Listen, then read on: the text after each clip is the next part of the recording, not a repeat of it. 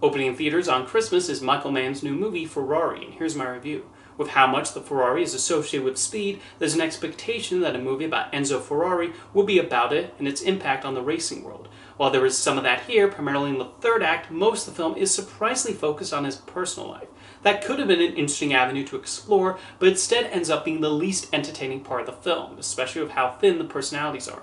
It's just odd to have so much more emphasis on his affairs than on the car bearing his name. Through a good amount of the film's runtime, we watch Enzo Ferrari jumping between his wife and mistress. As portrayed in the movie, Ferrari never develops into someone with a lot of dimensions, and there's little understanding of what drives him. The drama of his personal life is not an interesting subject, although someone who deserves some credit for trying to spice it up is Penelope Cruz. She depicts Laura Ferrari as someone distrusting of her husband for obvious reasons, and takes this underwritten character and gives her plenty of fire.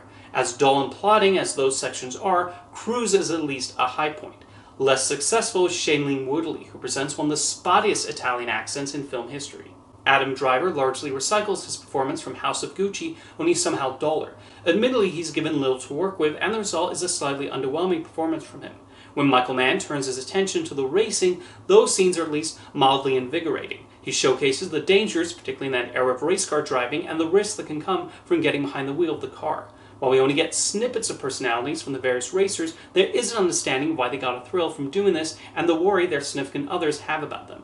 The centerpiece of the film is the big race. Mann directs those sequences with a decent amount of energy, and anyone unfamiliar with the real race will have an uncertainty of who the winner will end up being. There's one moment that's particularly shocking. Even as it builds towards it and we know something is going to happen, that does not lessen the impact. Reading up on the real event, it does appear Mann and late screenwriter Troy Kennedy Martin have done their research and attempted to make an accurate film. It's mostly curious why a film titled Ferrari seems to devote more time to the bedroom than the racetrack.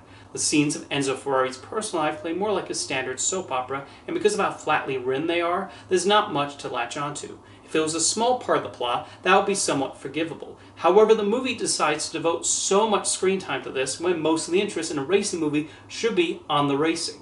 When it shows how dangerous it was in the 1950s, Michael Mann's skilled, impactful scenes comes through, and when the racing does kick in, it's well done. It's the rest of the movie that ends up a surprising bore.